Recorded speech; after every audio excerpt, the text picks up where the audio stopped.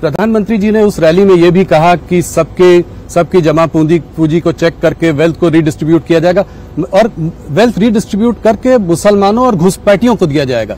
ये कहां से आता है?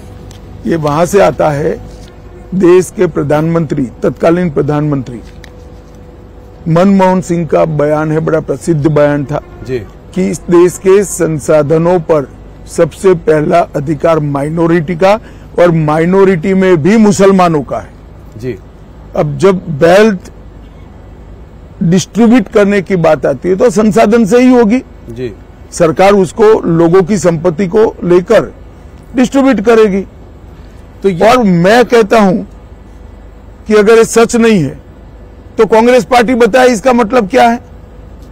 नहीं, वो कह रहे हैं, राहुल गांधी ने साफ साफ कहा है कि अगर जो है वो लोग सरकार बनाएंगे तो एक नेशन वाइड एक्सरे होगा जिससे कि सोशियो इकोनॉमिक स्टेटस लोगों का पता किया जाएगा, किस वर्ग किस जाति के पास कितनी दौलत है, कितना धन है, इंस्टीट्यूशंस में कितनी भागीदारी है और उस हिसाब से रीडिस्ट्रीब्यूशन होगा। तो इस हिसाब से रीडिस्ट्रीब्यूशन में इनकी प्रायोरिटी तय है।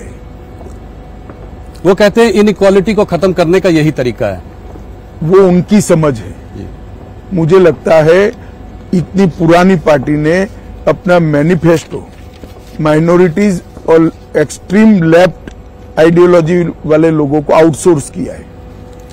तो जो मंगलसूत्र की बात है वो कहां से आती है? वो इसी का एक स्वाभाविक रूप से जब वेल्थ आती है तो सारी चीजें इंक्लूड होती हैं।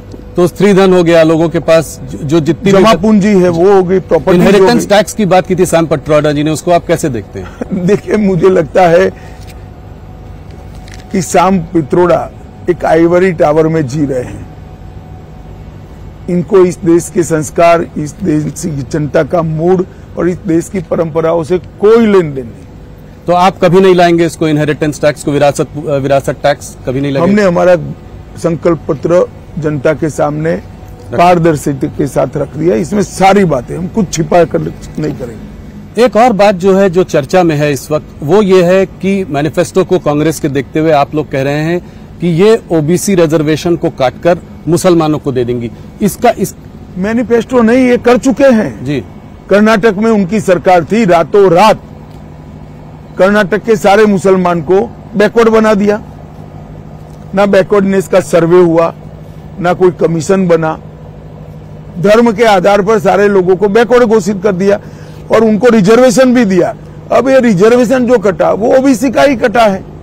इसी तरह से आंध्र प्रदेश में, संयुक्त आंध्र में जब उनकी सरकार थी, मुसलमानों को रिजर्वेशन दे दिया।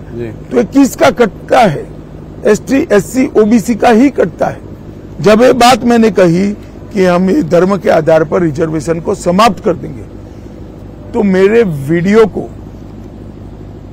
तोड़ मरोड़ कर जनता के सामने पेश किया। जी, आज आपने प्रेस कॉन्फ्रेंस भी की। राहुल गांधी के राजनीति के अंदर कांग्रेस की कमान संभालने के बाद राजनीति का स्तर सतत सातत्यपूर्ण तरीके से राहुल गांधी गिरा रहे हैं। संसद में आप बहस नहीं कर सकते हो, शोर शराबा करना, बहिष्कार कर देना, बोलने नहीं देना, डिबेट में हिस्सा नहीं लेना और बाहर निकलकर प्रेस करना कि हमारे साथ अन्याय हो रहा है।